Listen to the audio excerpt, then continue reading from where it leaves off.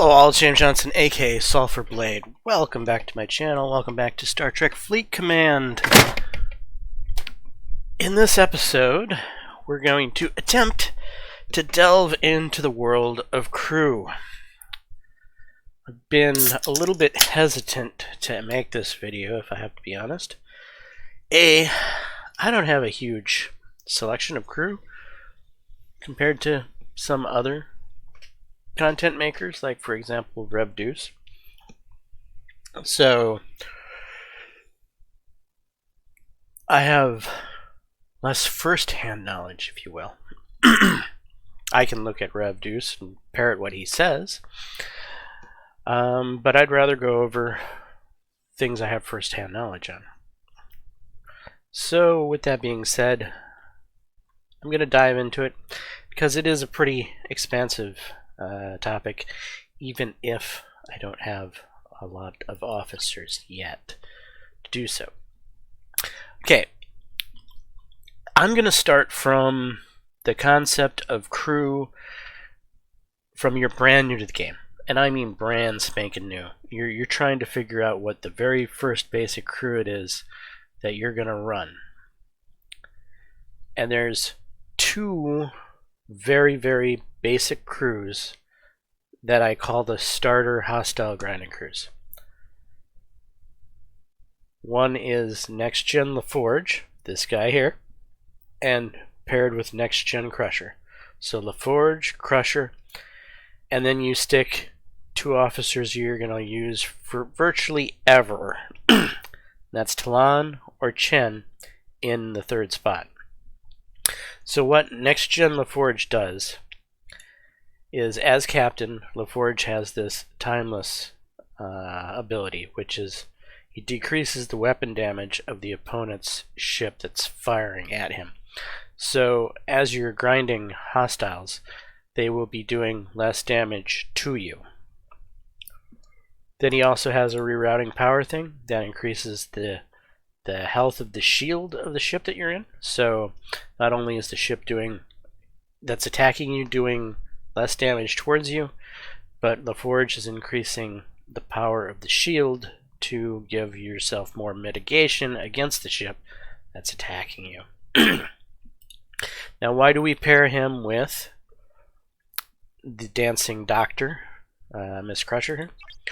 Because she has Dancing Doctor, which is an ability that affects the captain's maneuver. So she's going to make Geordi's ability to where the ship that shoots your ship does less damage, she's going to make that more effective.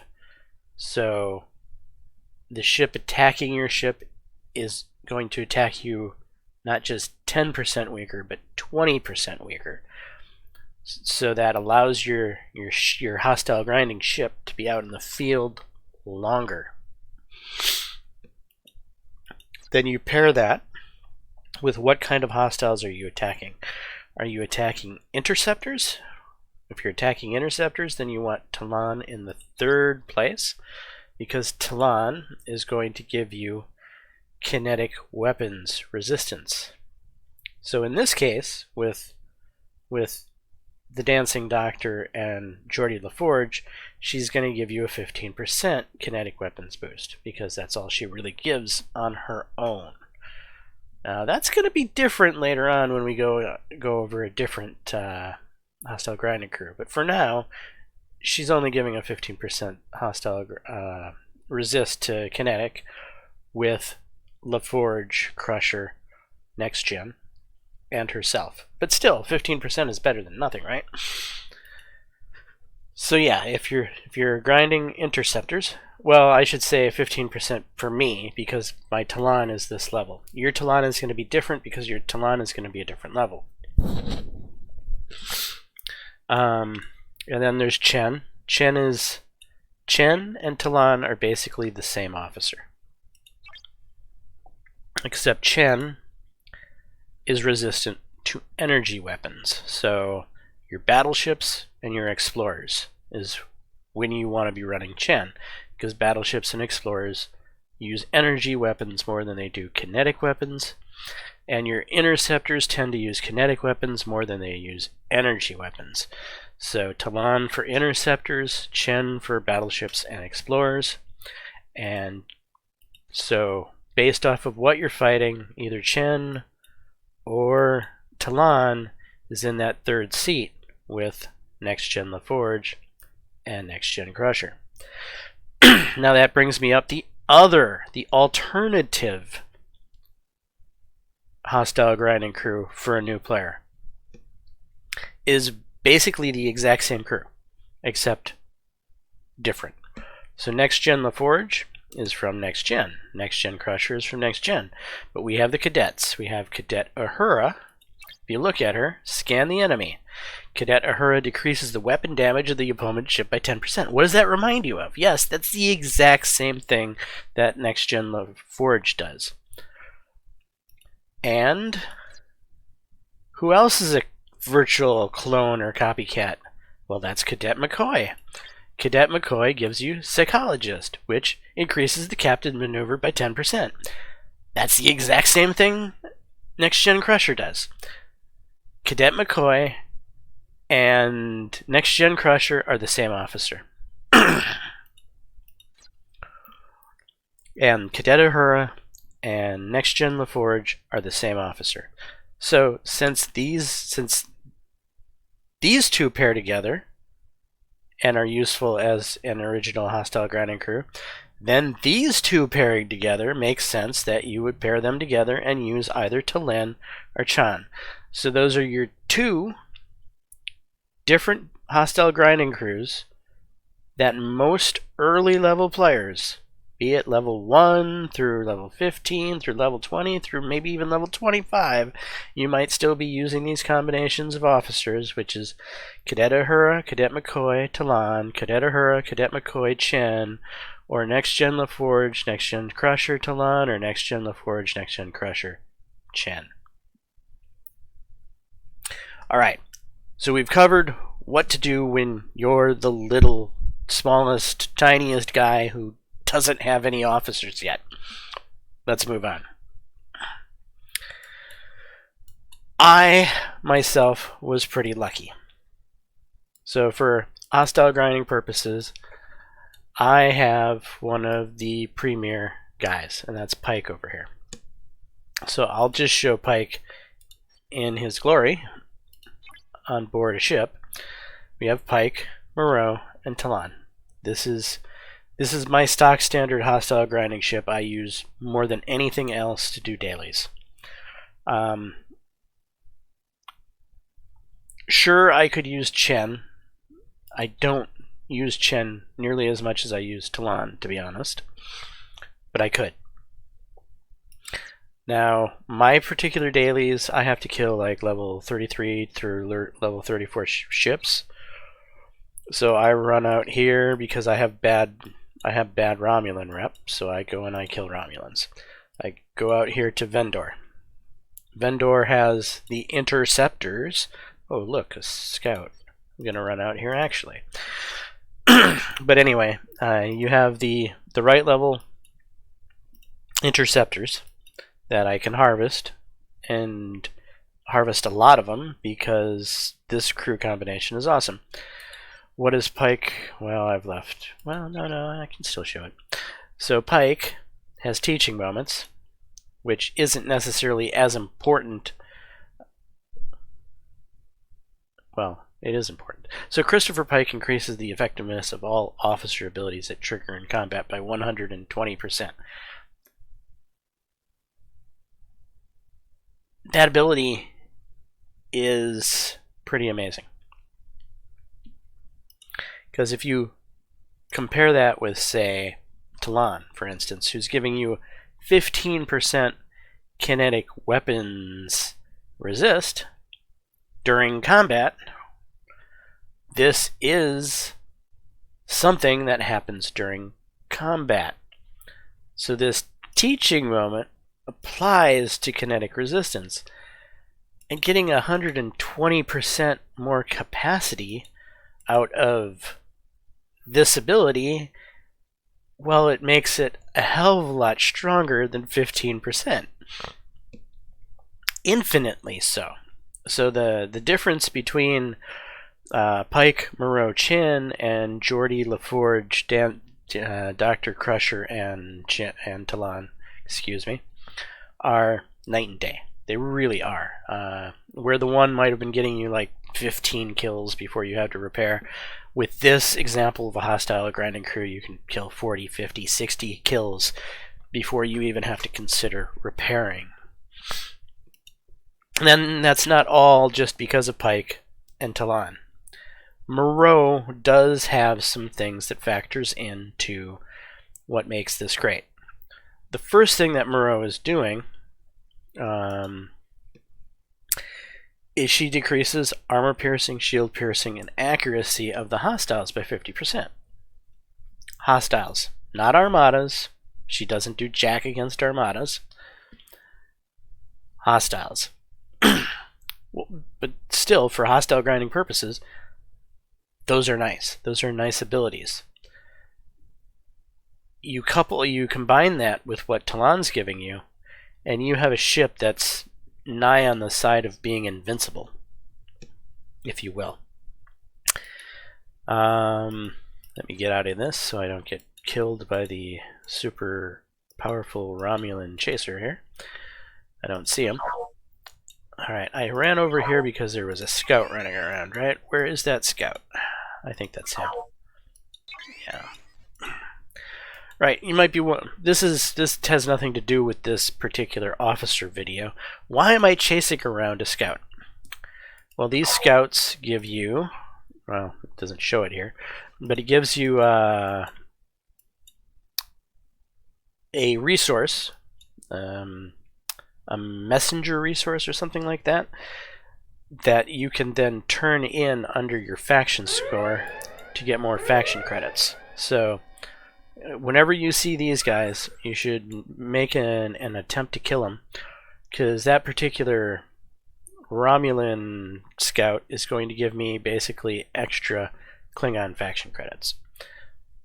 The different scouts work with different factions. Anyway, I will kill a couple of hostiles here just so that you can kind of get the idea of how powerful PMT is in this instance. Pike, Moreau, Talon.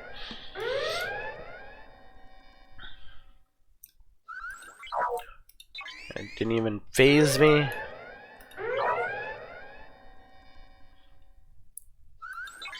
Didn't even phase me. Yeah, I could keep doing this and doing this and doing this all day.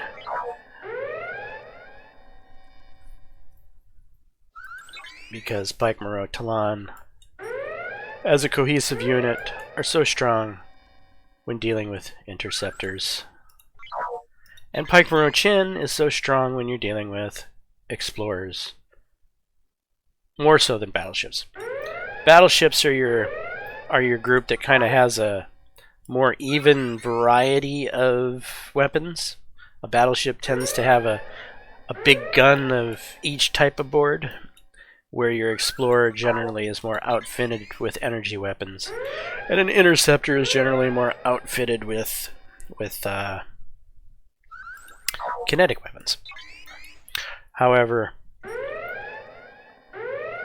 you might want to use Chen over Talon for battleships, because Chen, oftentimes being a green officer versus a common white officer, is going to have a little bit more strength and power towards advancing the ship's power itself.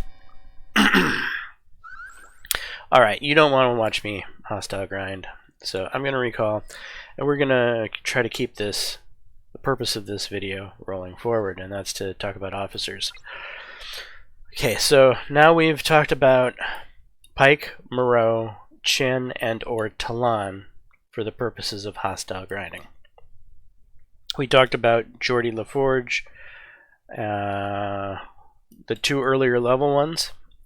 Now there's maybe one other group of officers I will talk about for the purposes of hostile grinding, but I don't consider them a hostile grinding crew. I consider them a jack-of-all-trades crew that probably would be more effective than your early crew of Cadet, McCoy, Chen. Might be a little bit more effective than your Geordi, LaForge, Crusher, Talon. And that's the good old, where are you here? Kirk, Spock, and Bones. Kirk and Spock and Bones are kind of what I call general purpose. They're good at everything, masters of nothing. They're not the best crew for any one thing, but they're definitely not the worst crew for any one thing. They are good at virtually most everything across the board, be it PvP, be it armadas, be it hostile grinding. If you're ever unsure what to do, Kirk, Spock, and Bones is probably what you should default to. If you're not sure, well, you know that Kirk, Spock, and Bones is at least halfway decent at pretty much everything in this game. Now, there is something to be said about Kirk, Spock, and Bones. So on the PvP side of things, Kirk, Spock, and Bones has been a little nerfed. What do I mean by that? Well, on the PvP side of things, you have certain players that I guess one could call whales, or one could call players with forethought, who took advantage of getting an officer when she was available for a limited time. They don't necessarily have needed to have been whales, they could have just been light spenders. But there is a particular officer that kind of uses Kirk against Kirk. That's Carol Freeman. Carol Freeman is arguably one of the best PvP officers in the game right now. You commonly see her paired up with Honor Guard Worf and Lorca, or some trio of officers similar to that. Maybe Khan, maybe Lorca, maybe Honor Guard Worf, but you know, she's generally going to be the captain of the group. Why is that? Because on combat start against players, Carol Freeman increases your shots by 100%, which extra shots means more burst damage. More burst damage at the beginning of PvP means you're going to end the PvP altercation faster. PvP tends to be over in 2 to 3 rounds. PvP rarely ever is a long dragged out fight. So the more damage you can do immediately, the better for PvP. But this is the ability here. Cerato's Strong. On the round start, if the enemy player has any state, high morale on your ship with your Kirk, even though that's a good state for your ship, that's a state. And she can use the fact that your Kirk buffed your ship with morale against your ship in a horrible way. So on round start, if the enemy player has any state, Carol Freeman increases Isolatic Cascade damage by 60% for 1 round. Isolatic damage in this game is no joke. It's like the ship doing twice the damage it normally would. Sometimes even more. So you combine that with the fact that she's doing extra shots in the first round. Now she's doing extra shots on top of doing basically double the damage the ship would have done. So it's almost 4 times the damage the ship would have done on the very first round, especially if you're Kirk procs, and allows her to do the extra damage. She's kind of like an anti-morale officer, if you will. PvPing against her is, in the current meta of things, it sucks. You see Carol Freeman on the opposing ship, and you're just like, yeah, I've lost this. Because she's almost an I win button in PvP. It's kind of annoying. There are things you can do to offset her capacity, but there are things that are whalish. So there's some artifacts, and there's some research that's going to allow you to defend against isolatic damage. They're hard to come across, and most people in this stage of the game, where we are now, being, I'm only level 31, we don't really have a lot of access to those mitigation defending things. So anyone running around with Carol Freeman right now is kind of like, yeah, we're doomed against him.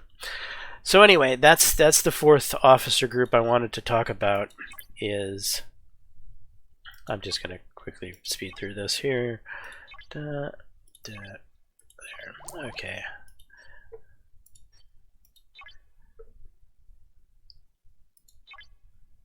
So yeah, Kirk. I'll actually even throw him up here. Kirk, Spock. Bones might be out on duty right now. Yeah, Bones is out doing something. Okay, this gives me probably an opportunity to introduce you to another alternate officer for this crew. And that's Uhura, who's probably out on duty right now. She is. She's doing... Okay. Anyway, Uhura. I want to touch on Uhura. Uhura is a perfectly fine complement to Kirk and Spock. If you are running an Explorer. What Uhura does is when the shields are depleted, Uhura has a 50% chance of delaying the next opponent's fire by 1 round. That's not so much what makes her an Explorer officer. Just makes her a decent officer. Delaying your opponent's fire by 1 round is a solid thing. It's not a great thing, but it's solid. This here, Uhura increases the accuracy of the ship she's in by 60%. You want to buff strengths. So there's 3 offensive stats that have defensive counterparts. Accuracy is an offensive stat that is really high on Explorer type ships. Accuracy is the counter to the defensive stat Dodge. Dodge is very high on Interceptor class ships.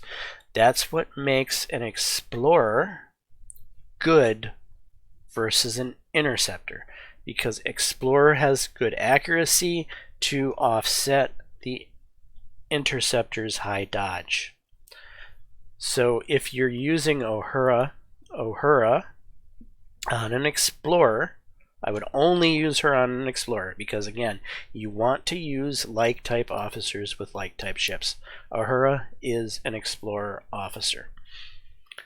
So Kirk, Spock, Uhura on an Explorer, that's what my Mayflower is a great group of officers that I could then go and kill Interceptors with. Like I was just killing Interceptors with Pike, Moreau, Talon, I could kill Interceptors with Kirk, Spock, and Uhura. Probably not as well as Pike, Moreau, Talon, but it would likely be more effective than Geordi LaForge, Dr. Crusher, and Talon. So this is kind of an intermediate crew.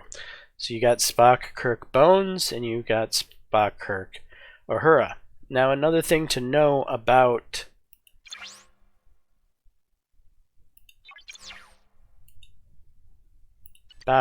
this ordeal is we're just going to make Moreau disappear. Pretend Bones is in this position as captain.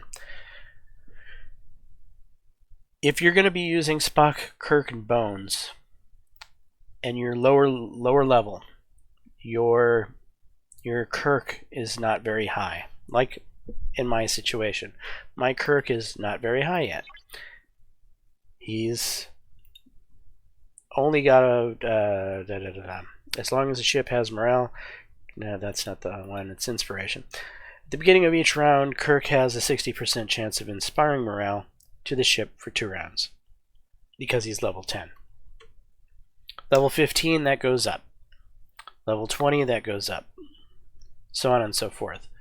If you have a level 5 Kirk and even a level 10 Kirk, like I have, 60% or 50%, I think is what he starts out at level 5, is not it's not dependable. It's not good enough that you're going to ensure Spock does his thing. Spock does his thing, which is heal the shields. While the ship has morale, Spock restores shield health to an amount equal to 100% of the defense of the officers on the ship. That's probably important to know too, is you're going to want to have a lot of high defense officers below deck when running Kirk, Spock, and Bones, because he uses the value of all the defense on your ship to do that shield restoration. So with Bones here, Bones is kind of like, I guess it's a doctor's thing in this game, right? So Crusher tends to buff somebody else. Well, Bones has an ability. Will it let me show it? Even though he's out on away duty. Did I go past him? Probably did. Yeah, there he is. Okay. McCoy gives a bonus of 20% to all officer abilities of officers on the bridge during combat. So that's 20% more.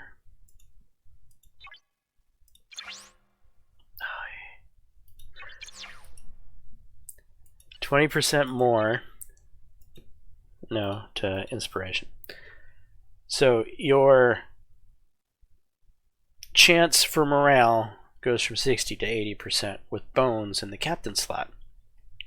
At least if you have a level 10 Kirk. If you have a level 5 Kirk, I think you'll have a 70% chance with Bones in the captain slot. Anyway, the point of this whole conversation is that while your Kirk is low level, it behooves you to run Bones as captain. But as Kirk gets higher level, you can put Kirk back out and swap him back around, because Kirk's captain's ability is arguably, at leader, as long as the ship has morale, Kirk gives all officers on the ship a stat boost of 40%. That's arguably a better captain's ability than his buff to the officer abilities. It's kind of a dime a dozen either way. One would have to really get into the math, and I don't think you're going to find a huge difference one way or the other. The one thing that we do know is Bones early on, when Kirk is low level, is going to make morale trigger far more frequently.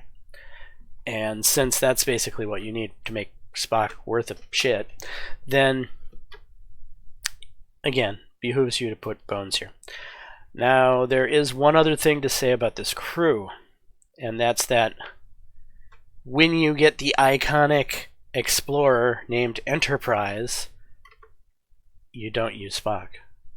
And you're like, what? Why don't you use Spock? That doesn't make any sense. Why wouldn't you use Kirk, Bones, and Spock on the Enterprise of all ships? It's because the Enterprise is Spock. The Enterprise has a ship ability that repairs shields when the ship's state is affected by morale. So the Enterprise effectively does everything Spock does. So putting Spock on the bridge of the Enterprise is redundant. They do the exact same thing. You're wasting an officer slot. I think that's a place that Scopely kind of messed up. It seems odd to not put Spock on the bridge of the Enterprise, but I don't think they were thinking when they created that ship ability that they would essentially be making Spock useless. I don't think they were thinking about that end result. So there you go. I don't have Enterprise yet. I'm not in that position to where I have to worry about that, but it's a good piece of info for everyone to know, is that Spock is useless on the Enterprise. Alright, so now I think I've covered most everything about hostile grinding officers. I wanted to touch on Pike Moreau Chin, Pike Moreau Talon. I wanted to touch on Kirk, Spock and Bones being an okay hostile grinding group. Basically, they're your general purpose crew. That's going to be good for everything. And then the low level hostile grinding crews with Geordi and Uhura. Now let's move on. Let's talk about this feature right here. A lot of people might not be aware, but there is presets here available that you can utilize. There's not a lot of them. They're very limited. Scopely should be more generous. And of course, they're tied behind something like Syndicate Rep. So as you get better Syndicate Rep, you're going to get extra slots for these crew slots that you can save. I think Scopely are being bastards here. I think they could give us a hell of a lot more crew slots than this. They could ultimately quadruple them, and it really would just be better quality of life for the player. And they could still make money off of it if they just quadruple everything they currently do. So when you reach Syndicate slot X, then you get 4 times more than you get now. And when you get to the next Syndicate slot, you get 4 times more than you get now. It would just be a quality of life improvement. But I digress. So here you can find these places where you can save some crew loadouts. I'm going to go ahead and use one of them right now. And let's get Talon back aboard.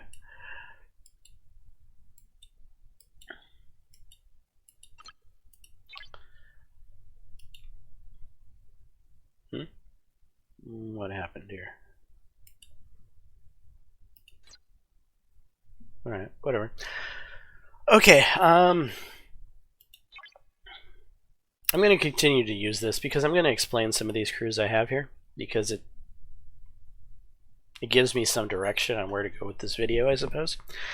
As you can see, I have this Enterprise E crew. This is a crew that I use with my Vidar. The reason I use this crew with my Vidar is, if you look at Riker here, he has Eternity Awaits, which increases your base impulse speed by 50%. When you combine him with Synergy, the 5%, the 10% synergy bonuses from his fellow Enterprise E officers, that impulse speed gets stronger. So this crew is mainly put together for Riker's impulse speed altogether with my Vidar. Vidar being an interceptor. Interceptors generally have high impulse speed. Battleships usually have low impulse speed, and your explorers usually have somewhere in the middle impulse speed. So your interceptors are generally your fastest ships normally. Then put an impulse speed crew buff on an interceptor like my Vidar, and my Vidar becomes very quick, very fast. And that's very useful in some PvP situations. I tend to probably most commonly use this crew on Mining Mondays when I'm trying to catch Devores actively mining Latinum, who have a competent commander who's at the keyboard watching and protecting his Devore. Sometimes it's a race between, can he click the button to recall out before I can physically get the attack off. That recall button is really quick. It's like 4 seconds. The attack animation is generally 6 seconds. So you have to catch him in that 10-second window in order to get to the point to where you're going to be able to attack him faster than he can recall. So you need to catch him with his pants down for a whole 2 seconds. It's not a lot of time to work with. So anything that can help you do that, the better. Because it really, if you're at keyboard, the recall functionality it's weighted on your behalf. If you hit recall, 99% of the time, you're going to escape. You really are. But anyway, what would be even better than this is if you have a cloaked ship. Obviously, a cloaked ship can fly up to somebody without being seen and then hit him. And that's ultimately the best way to solve this Devore problem. But I don't have a cloaked ship, so I utilize this crew here for the purposes of their impulse speed. What is this crew, right? This doesn't look like a very good crew. Well, let's actually apply it. Oh, somebody's not available? Oh, yeah, okay, duh. Well, I'll just show you what they do.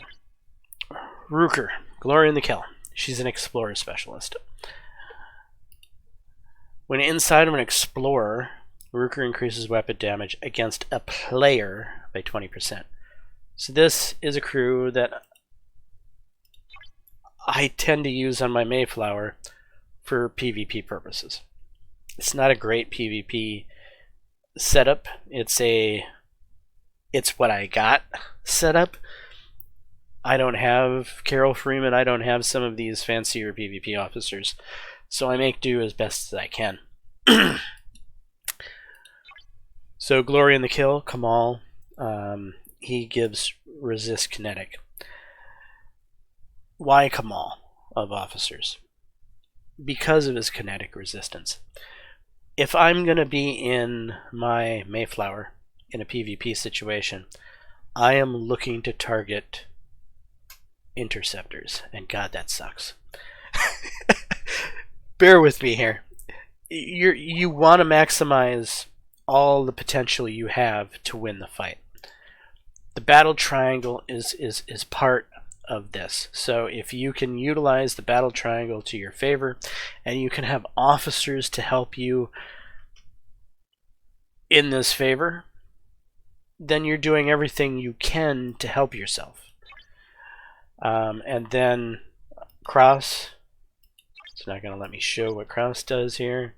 Of course not, but it'll let me show it from here.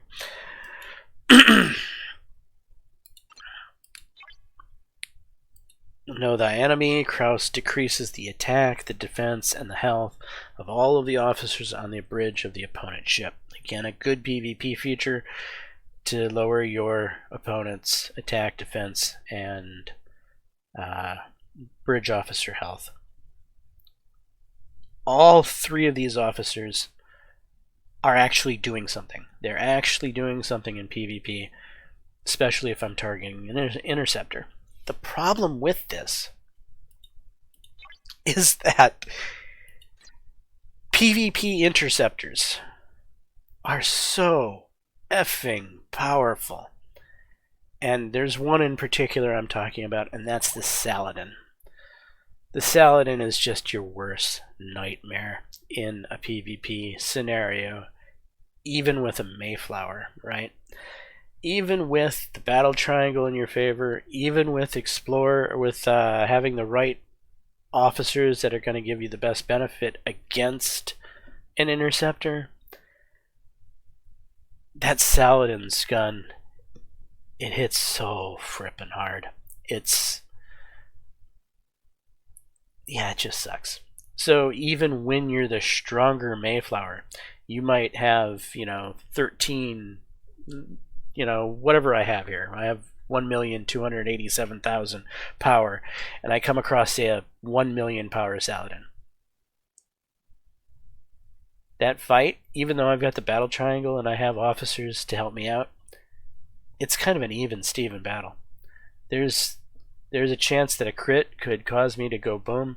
There's a chance he might not get any crits off and I'll make him go boom. But it sucks because you should be stronger than the interceptor, but you're not. You really aren't. The Saladin is a really overpowered ship. Anyway, I digress. Mayflower's probably best opponent is going to be the Klingon D3. So the Klingon interceptor. Mayflower has a bonus against Klingon ships, and then the way I have my PvP loadout set up, it's most effective versus an interceptor, so I would be most effective trying to kill a D3. Problem with D3s is they're cloaked. So when you're in a PvP situation, you're looking around the map trying to find a D3 to kill, you're not going to see him until he brings himself out of being cloaked, generally to hit somebody. So you're just kind of floating around the battlefield, hoping to stay alive long enough for a D3 to pop out and try to hurt someone. And then, if you're still alive by that time, then you can go try to chase down that D3 and kill him. Try to chase down a D3. Now we're going back to the whole problem of you're an explorer, your impulse speed is only moderately good, where an interceptor's impulse speed is better, so now you're already at a disadvantage trying to chase down a ship that's faster than you. I digress. It can be a hard life trying to PvP with ships like a Mayflower. Alright, let's continue on in this video that I knew was going to get really long. I knew this was going to end up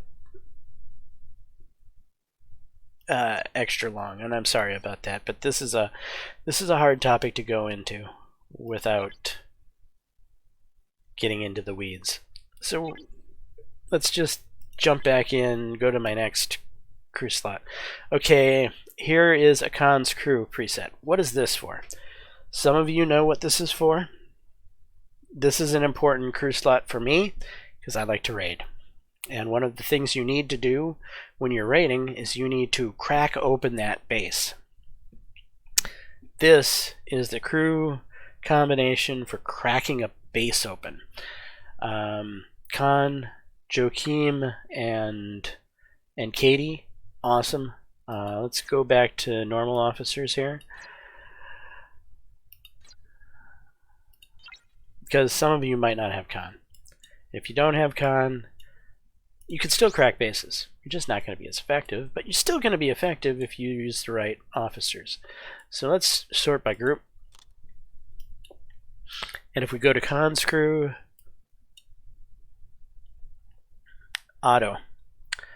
Otto is kind of your guy you're going to end up using at the start of each round. If the target of the ship is a defense platform, Otto increases damage to the ship by 20%. And brute force increases the attack of the officers on the bridge. Otto early on is your first base smashing captain. Otto and Katie you end up pairing together, and generally you won't have Joachim here yet.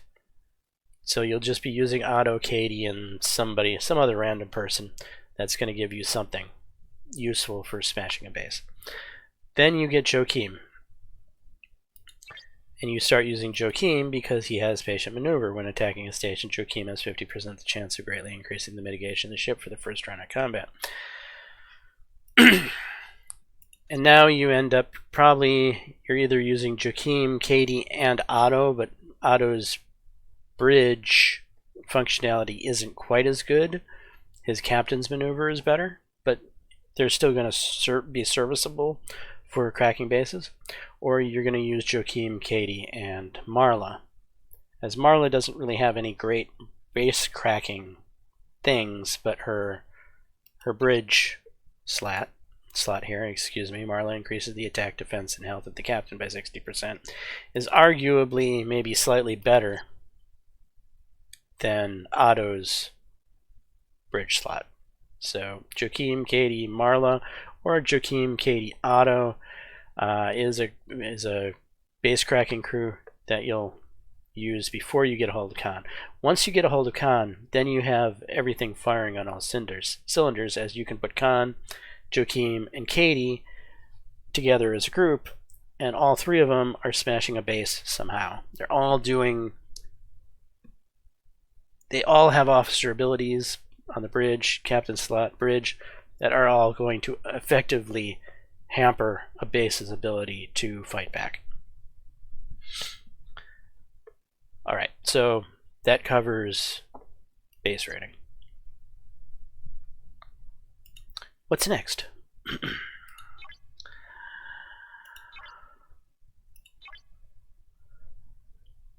What is this crew? This crew is my general purpose Vidar crew. I'm just gonna go look at my Vidar for this.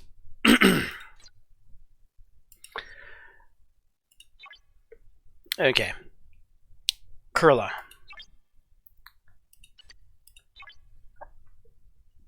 Has attack maneuvers. Kurla increases critical damage by 30% when firing with a kinetic weapon. To be honest,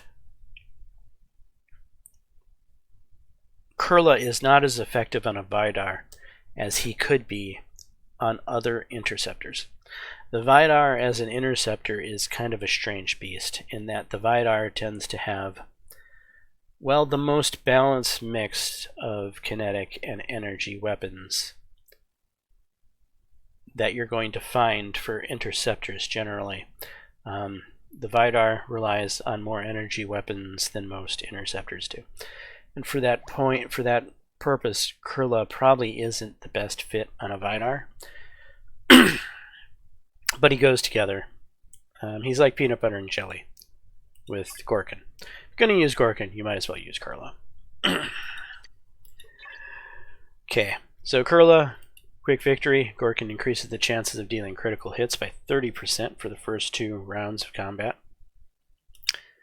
And creating opportunities. When the ship hits the opponent with a critical hit, Gorkin has a 70% chance of causing hull breach for 3 rounds of the opponent's ship. So here I have big hitters, if you will. Then this is a mitigation officer. Interceptor affinity. I'm on an interceptor. The ship is an interceptor. Woltland increases its dodge value by 30%. He's kind of like the reverse Uhura. He is going to make your dodge on your interceptor that much better.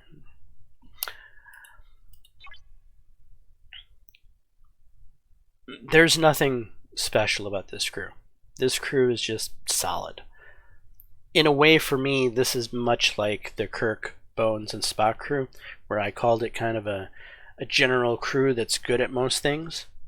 This is another crew I find that's good at most things. I have these below decks officers here that allow me to do below deck things like 20% critical hit to armadas, 10% chance to apply hull breach to non-player hostiles or armadas, and 40% to apply assimilate to opponents with less than 95% health each round for 4 pounds. Opponents is armadas, so all of these things works against armadas. So I can send off this crew just to be like a rapid response to somebody dropping a unexpected armada. I can send this crew out, and I know my Vidar is going to be halfway effective in that armada. It's got hull breach, it's got below deck abilities that are going to be solid against the armada. It's a strong ship. It's got Grush here to boost up the stats as much as possible. It's just going to be effective.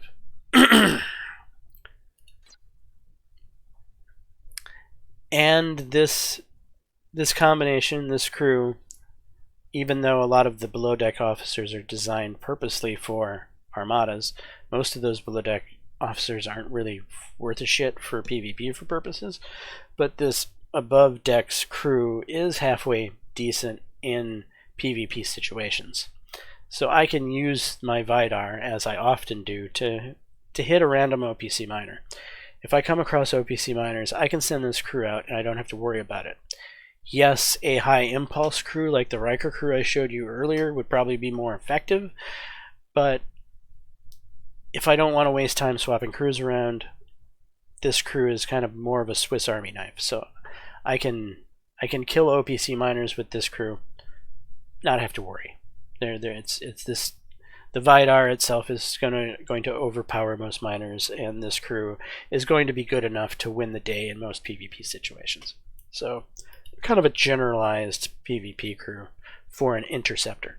probably better for an actual interceptor with kinetic weapons than a Vidar, but I don't have that type of interceptor, so I use it on a Vidar, and I make do with what I have. Okay, next I guess we're going to get into mining officers. This gets a little complex, the way I do things. Let's just jump in it. You have three kind of primary rare mining officers that most people know of. Let's sort by group again. Alright, where is the group? I'll probably go right past it twice and not see it.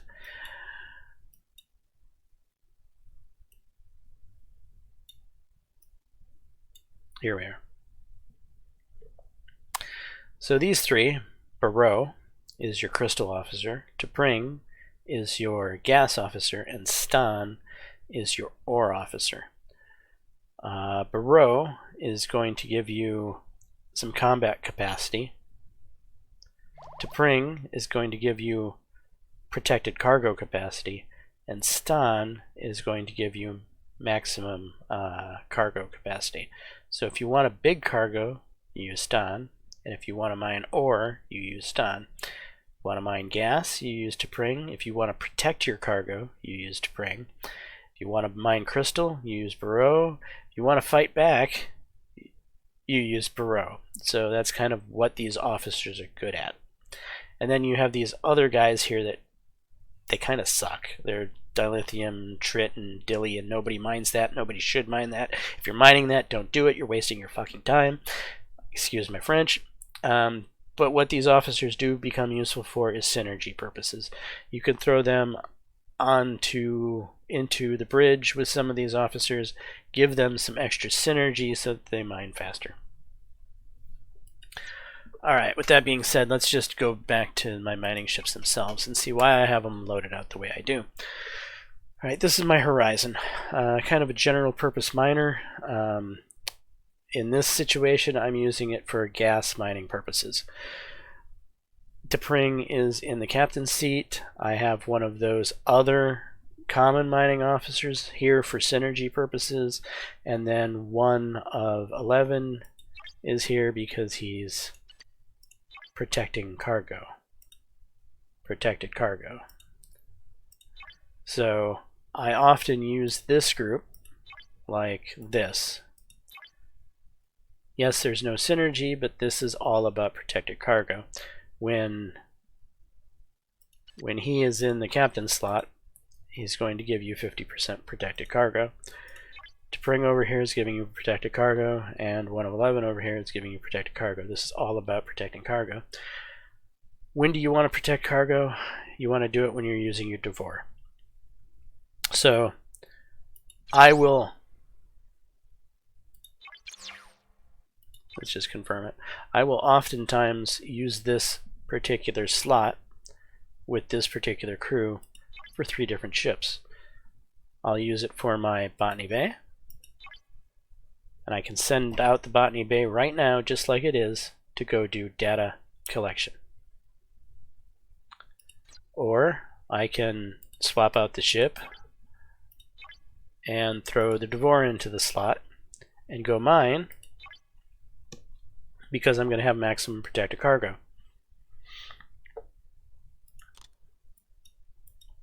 Just go ahead and show you that. Protected cargo here, 104k. I can mine for, I could pretty much fill up the entire cargo of the Devore with pretty much completely protected cargo. There's just a small little chunk of non-protected cargo that's left over. So that's why I use this particular crew with the Devore. So I use my Horizon, I use the Devore, and I use the Botany Bay on this particular crew slot because Botany Bay and Devore especially utilize protected cargo, and then the Horizon. You utilize for purposes of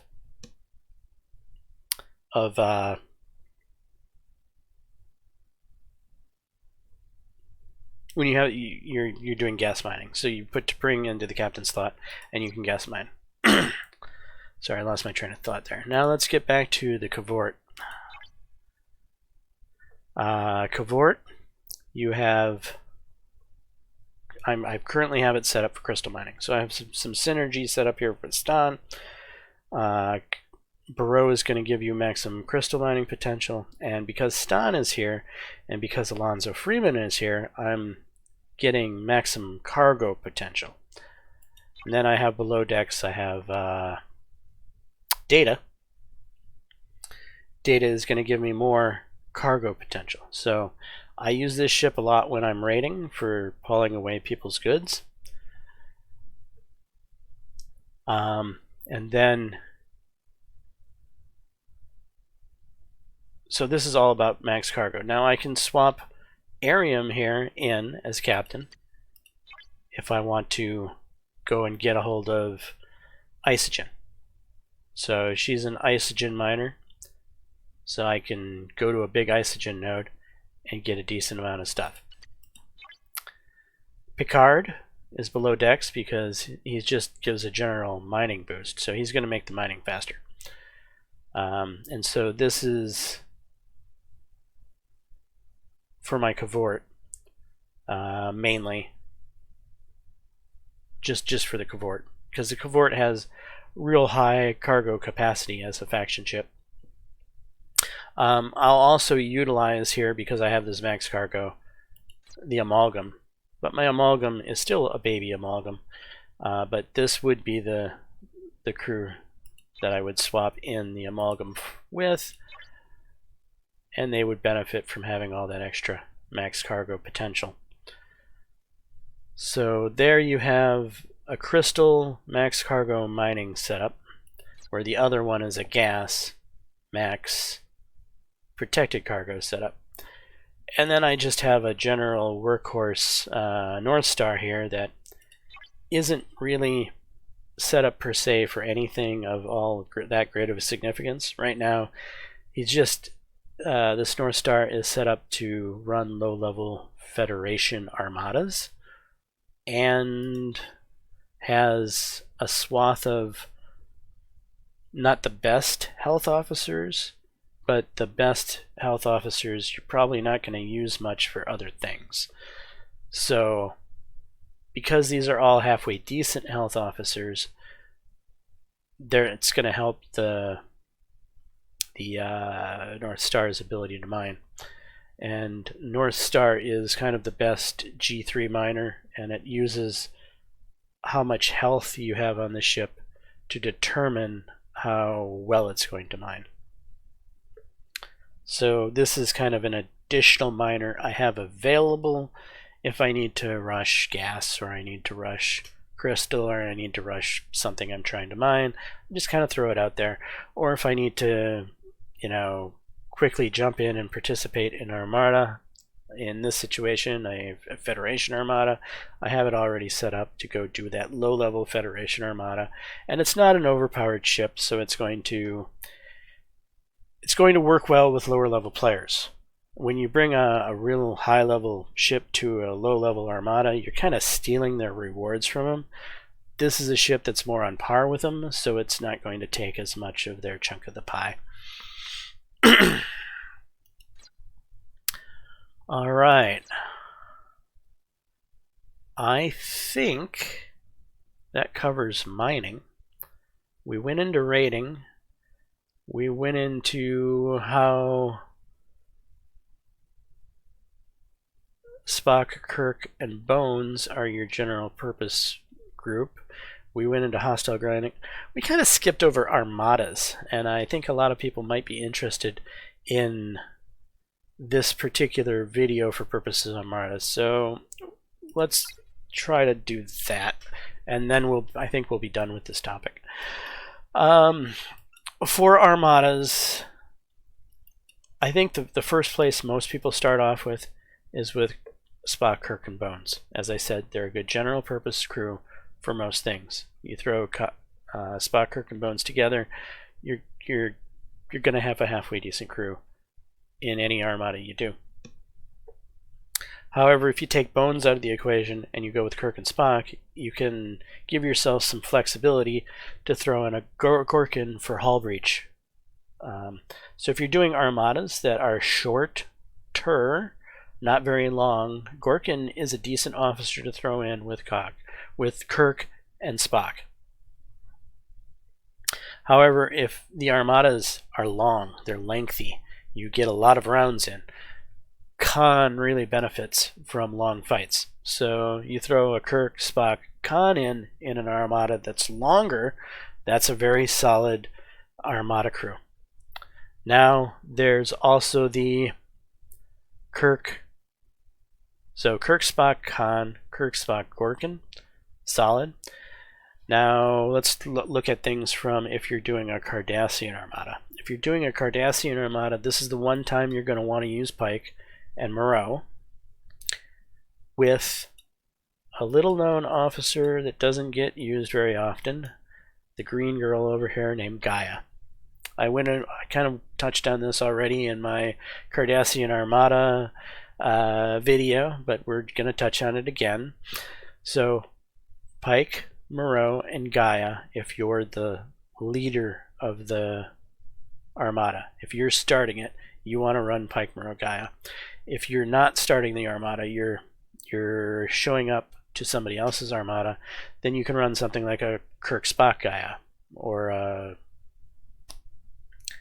something with Gaia, like maybe a Gorkin Kurla Gaia for hull breach, or a Nero something with Gaia for burning. But as long as Gaia is on board the ship, that's kind of important for Cardassian armadas. All right. Decius is a budget version of Khan. Remember how I said Kirk, Spock, Khan is good for long fights? Decius is the same thing. He's good for long fights. He's used in much the same way that Khan is in most armada fights, except he gives, I think, like 60% extra damage to the weapons, where Khan gives extra critical hit chance or critical damage. So Khan is a critical officer, where Decius is just an extra weapons damage officer. But they both ramp up over time, so they're utilized in very much the same manner. Mirek and Decius is a good combination for doing Federation armadas. Avix is a good character for doing Eclipse armadas. You have some standout below deck officers for armadas like B'Elanna Torres, Enterprise Troy, Harry Kim, Dazak even will give you some benefit below deck. So some of these below deck officers can be very useful for armadas. What else?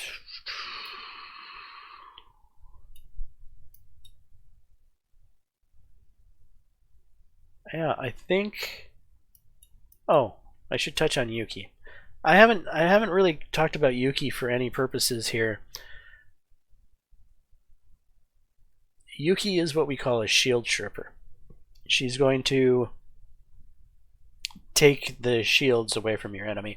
Yuki is probably more useful in PvP situations, and Yuki is probably most useful in PvP situations where you're likely going to lose the battle.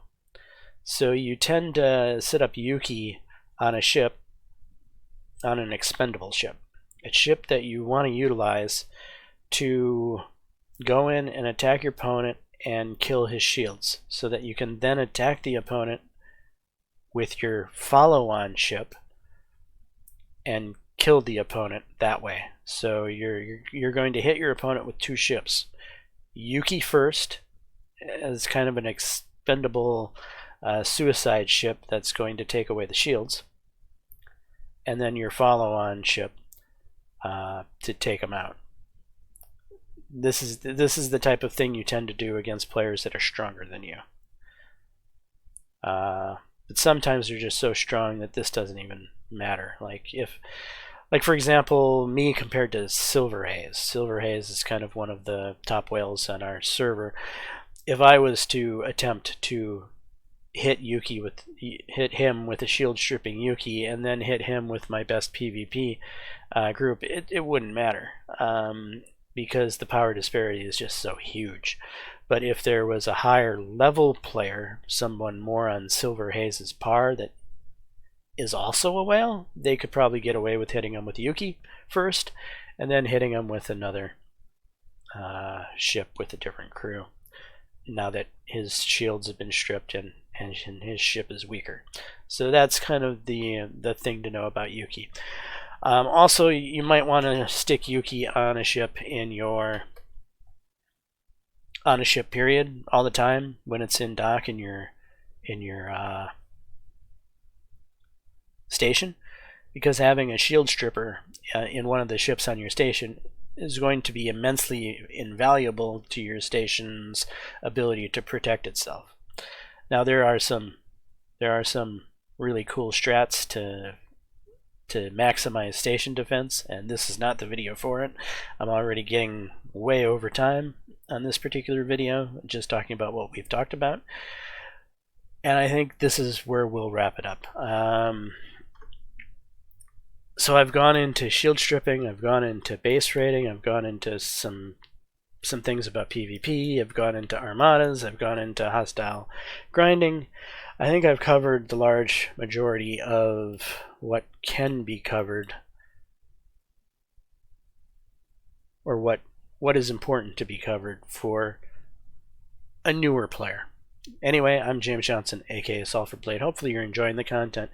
If so, please smash that like button, consider subscribing, and until the next time, all, peace.